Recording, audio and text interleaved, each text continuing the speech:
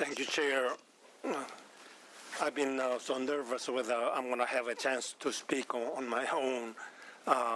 Listening to all the problems so far and the $22 billion of a deficit, even though our revenue has grown, Department of Finance, Ms. Lee, you started out saying that we have no deficit, a balanced budget. But it is so puzzling what the definition of balancing and the deficit. Deficit is $22 billion that you have said already many times in many different areas and many different years from the past and to the future projections. Our governor is boasting, and also many of us, in fact, boast that California is the fourth largest economy, and so it is so puzzling that why with that kind of economic power, economic engine, that we are facing this kind of deficit issues and not solving the problem that we have been facing year after year. Because of the time, I have so much to talk about, but one example is that policy issue in 2021-22, when I was in the assembly, I introduced, for example, for paying off the federal debt for the unemployment insurance. That was AB 1596. We had at that time almost $100 billion, specifically $97.5 billion surplus at that year. And then the total loan debt, the unemployment insurance debt to the federal government was $19.3 billion. So my bill proposed, since we have such a large surplus, let's pay that off. But my bill was killed. Right now, since then, it continues to pay each year over $600,000 of interest. And to my calculation is that from 2021 to even up to this year is $1.6 billion of interest have been paid. This is a kind of a budget.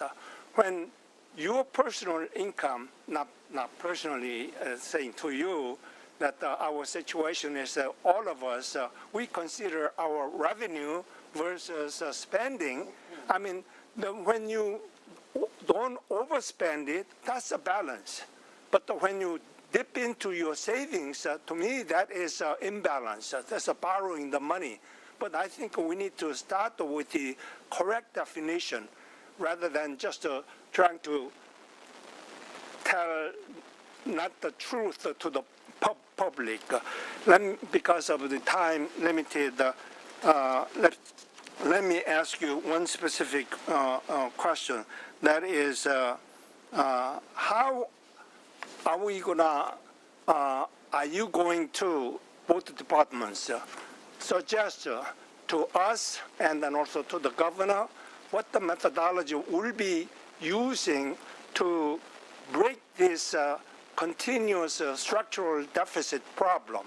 Specifically, you have to identify certain areas that will have to be sacrificed. So name a couple or three areas. What has to be sacrificed to balance the budget? And I'd really appreciate it if you both could be really brief, just to get to Senator. Sure. Just acknowledging that we do have a problem that we need to fix. I think I've said that very clearly, that we at the administration want to work with the legislature on that structural deficit, which is the $22 billion in not this coming year, but the following year. By definition, we are balanced constitutionally with a positive SFEU, and that's exactly the definition for a balanced budget.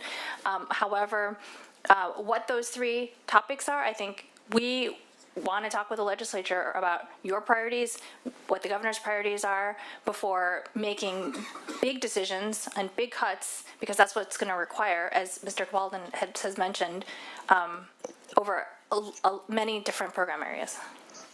that will governor listen to our discussion here and your recommendations, and then also LAO recommendations to them, or it doesn't matter? Are we all wasting our time?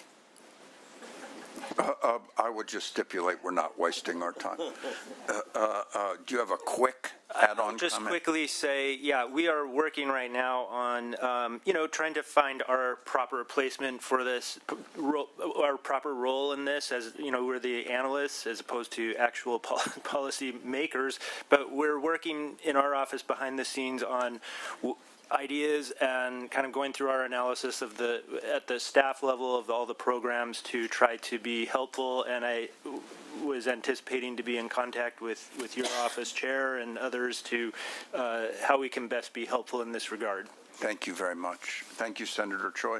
Senator McNerney, close us out. Thank you, Mr. Chair.